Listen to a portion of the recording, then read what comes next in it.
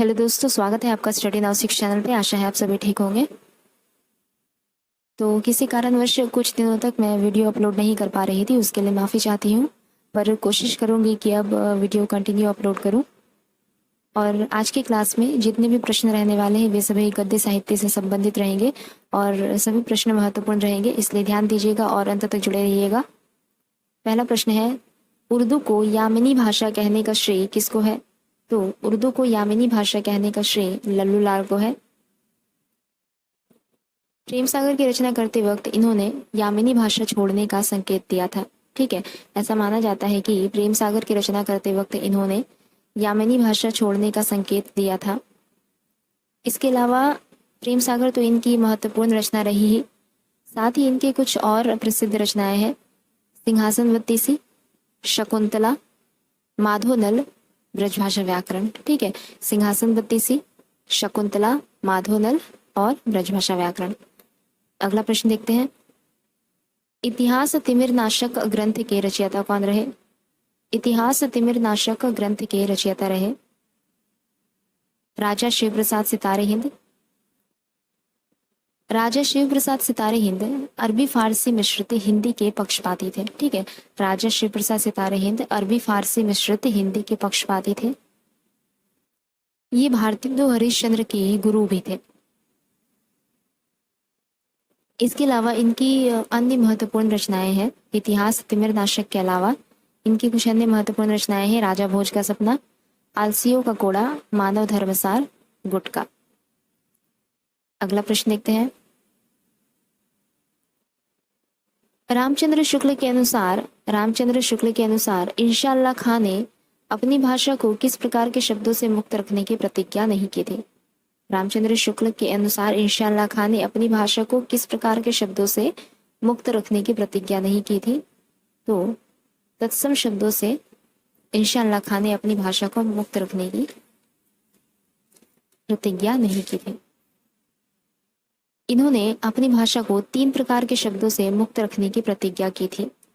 इंशाअल्लाह खां ने अपनी भाषा को 3 प्रकार के शब्दों से मुक्त रखने की प्रतिज्ञा की थी। अरबी, फारसी और तुर्की। ठीक है, अरबी, फारसी और तुर्की। अगला प्रश्न देखते हैं, आचार्य शुक्ल ने आधुनिक काल की सबसे प्रधान साहित्यिक घटना किसे माना है? आचार्य शुक्ल ने आधुनिक काल की सबसे प्रधान साहित्यिक घटना गद्य का आविर्भाव माना है, गद्य का उद्भव माना है इन्होंने आधुनिक काल की सबसे प्रधान साहित्यिक घटना। अगला प्रश्न देखते हैं, निम्न में से 19वीं शती में खड़ी बोली हिंदी के विकास में हिंदी के अस्तित्व की लड़ाई लड़ने वाले रचनाकार इनमें से कौन है? 19वीं शती में खड़ी बोली हिंदी के विकास में हिंदी के अस्तित्व की लड़ाई लड़ने वाले रचनाकार इनमें से कौन है? तो राजा शिव प्रसाद सितारे हिंद ने 19वीं शती में खड़ी बोली हिंदी के विकास में हिंदी के अस्तित्व के लिए एक तरह का संघर्ष किया था। ठीक है, अगला प्रश्न देखते हैं, नासिकेत उपाख्यान के रचयिता कौन रहे? नासिकेत उपाख्यान के रचयिता रहे सदल मिश्र। सदल मिश्र फोर्ट विलियम कॉलेज में एक भाषा मुंशी भी थे। ठीक है, सदल मिश्र फोर्ट विलियम कॉलेज में एक भाषा मुंशी भी थे। अगला प्रश्न देखते हैं, आलसियों का कूड़ा किसकी रचना है? आलसियों का कूड़ा किसकी रचना है? तो राजा शिव प्रसाद सितारे हिंद की रचना है यह आलसियों का कूड़ा। सितारे हिंद द्वारा रचित कुछ अन्य महत्वपूर्ण रचनाएं हैं, मानव धर्मसार, वामा मनोरंजन, विद्यांकुर। ठीक है, मानव धर्मसार, वामा मनोरंजन, विद्यांकुर। इसके अलावा मुंशी सदा सुखलाल नियास की प्रमुख रचना रही, या फिर कहें तो सिर्फ मुंशी सदा सुखलाल की कुछ प्रमुख रचना रही, सुखसागर एवं मुंतबुतवारिख। ठीक है, सुखसागर तथा मुंतबुतवारिख किसकी रचनाएं हैं? तो मुंशी सदा सुखलाल की। जबकि लल्लू लाल ने लल्लूलाल ने प्रेम सागर की रचना की, सदर मिश्र ने नासिकेतोपाख्यान की रचना की। ठीक है, अगला प्रश्न देखते हैं।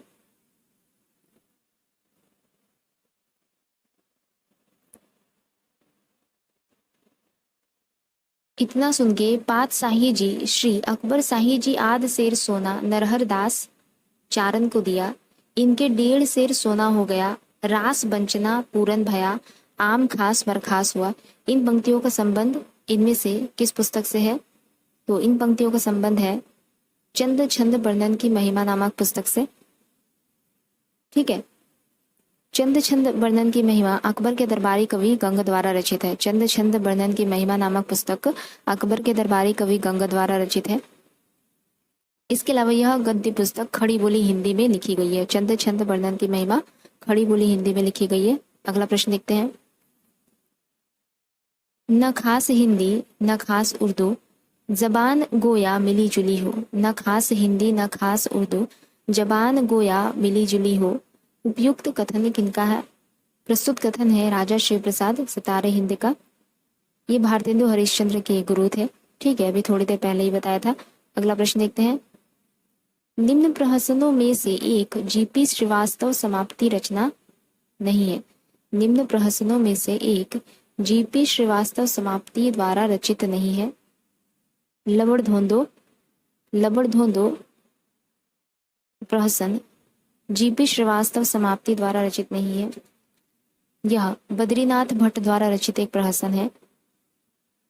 बाकी जितनी है यहाँ पे उलटफेर, दुमदार आदमी, मतदान औरत, ये सभी जीपी श्रीवास्तव द्वारा रचित एक प्रहसन है, परंतु लबड़ धोंदो बद्रीनाथ भट्ट द्वारा रचित प्रहसन है। ठीक है, याद रखिएगा। अगला प्रश्न है। यह शाम पराजय की भय की संशय की, भर गए तिमिर से ये सूनी गलियारे, जिनमें बूढ़ा झूठा भविष्य याचक सा है भटक रहा टुकड़े को हाथ पसारे। यह शाम पराजय की भय की संशय की, भर गए तिमिर से ये सूनी गलियारे, जिनमें बूढ़ा झूठा भविष्य याचक सा है भटक रहा टुकड़े को हाथ पसारे। ये पंक्तियां की रचना की है?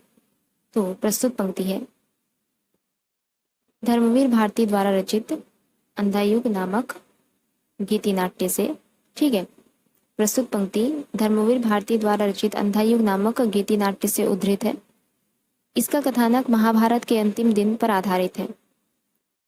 अंधायुग नामक गीति नाट्य का कथानक महाभारत के अंतिम दिन पर आधारित है। इसमें युद्ध और उसके बाद की समस्याओं और मानवीय महत्वाकांक्षा प्रस्तुत किया गया है। इस गीति नाट्य में युद्ध और उसके बाद की समस्याओं और मानवीय महत्वाकांक्षा को प्रस्तुत किया गया है। इसमें कुल 5 अंक हैं। धर्मवीर भारती द्वारा रचित कुछ अन्य काव्य ग्रंथ हैं। धर्मवीर भारती द्वारा रचित इनकी कुछ अन्य रचनाएं हैं। ठंडा लोहा, 7 गीत वर्ष, कनुप्रिया, देशांतर। ठीक है, अगला प्रश्न देखते हैं। विषय विश्वौषधम किनकी नाटक है? तो विषय विश्वौषधम भारतेंदु हरिश्चंद्र द्वारा रचित एक नाटक है। भारतेंदु के समस्त मौलिक और अनुदित नाटकों की संख्या 17 बताई जाती है। भारतेंदु द्वारा रचित समस्त मौलिक और अनुदित नाटकों की संख्या 17 बताई जाती है। इनके द्वारा रचित कुछ मौलिक नाटक है प्रेम जोगिनी, भारत दुर्दशा, नील देवी, अंधेर नगरी, सती प्रताप। ठीक है, और भारतेंदु द्वारा रचित कुछ अनुदित नाटक है विद्या सुंदर, धनंजय विजय, मुद्रा राक्षस, कर्पूर मंजरी, दुर्लभ बंधु, सत्य हरिश्चंद्र, भारत जननी। अगला प्रश्न देखते हैं। भारतेंदु हरिश्चंद्र के नाटकों की शुरुआत किससे मानी जाती है? भारतेंदु हरिश्चंद्र के नाटकों की शुरुआत बंगला के विद्या सुंदर नाटक के अनुवाद से मानी जाती है। भारतेंदु हरिश्चंद्र के नाटकों की शुरुआत बंगला के विद्या सुंदर नाटक के अनुवाद से मानी जाती है। अगला प्रश्न देखते हैं। रंगमंच को ही काव्य के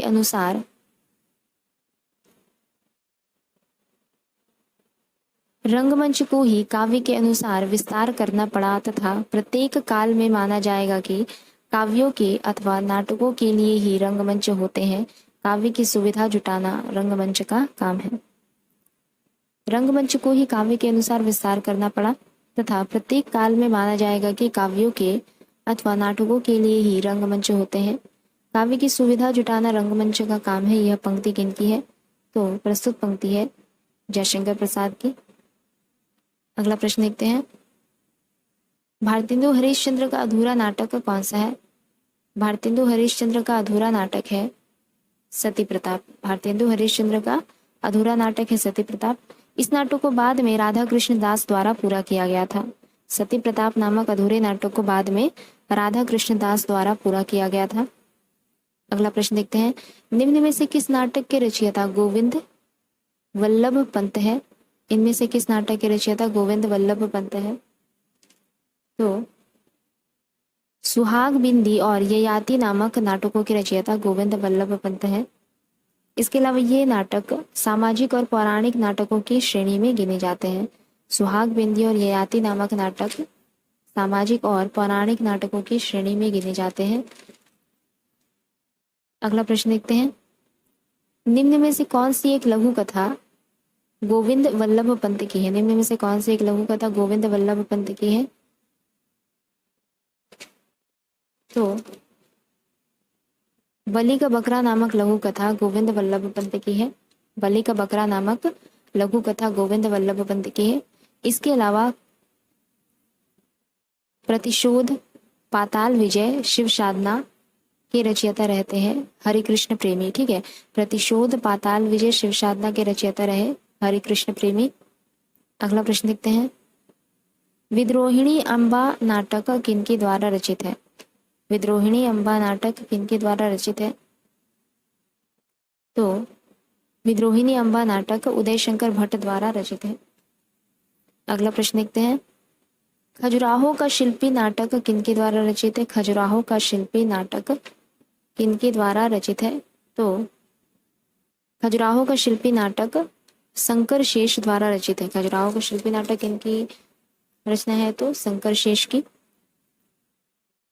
इसके अलावा कर्फ्यू नाटक के रचयिता रहे लक्ष्मी नारायण लाल।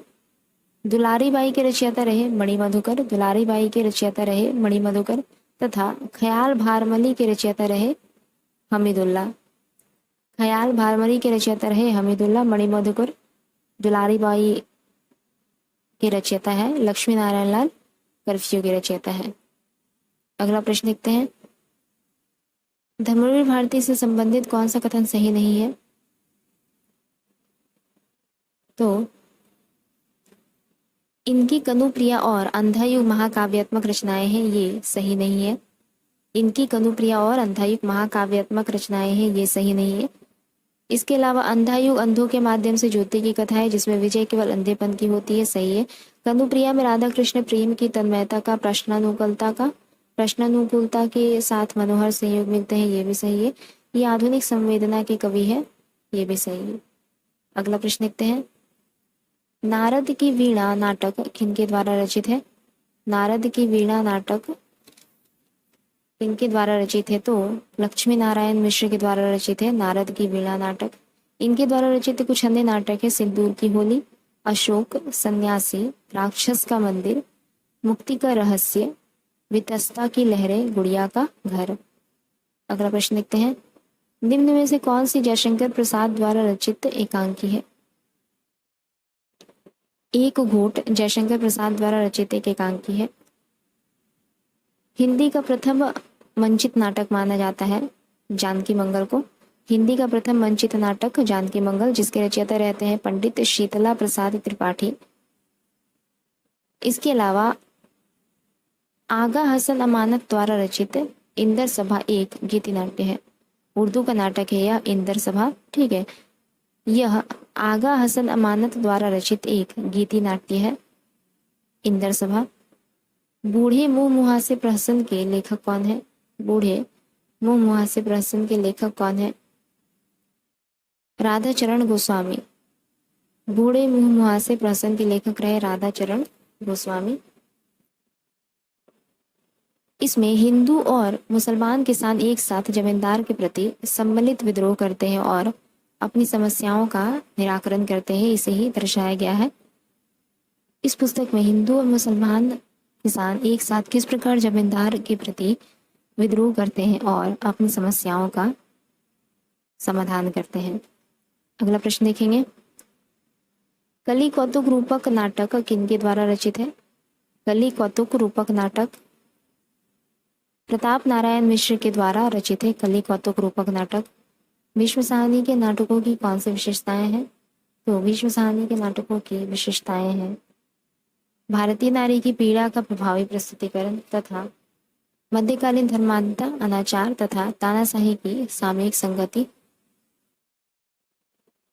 तो इसका उत्तर हो जाएगा विकल्प ख, ए और सी इन चारों में सही है। ए और सी देख लीजिए। ए भारतीय नारी की पीड़ा का प्रभावी प्रस्तुतिकरण, सी मध्यकालीन धर्मांधता, अनाचार तथा तानाशाही की सामयिक संगति। तो आज के क्लास को यहीं पर समाप्त करते हैं। अगले क्लास में जल्दी मिलेंगे। तब तक के लिए अगर आप लोगों को हमारी क्लास अच्छी लगे तो लाइक, शेयर और सब्सक्राइब जरूर कीजिएगा। धन्यवाद।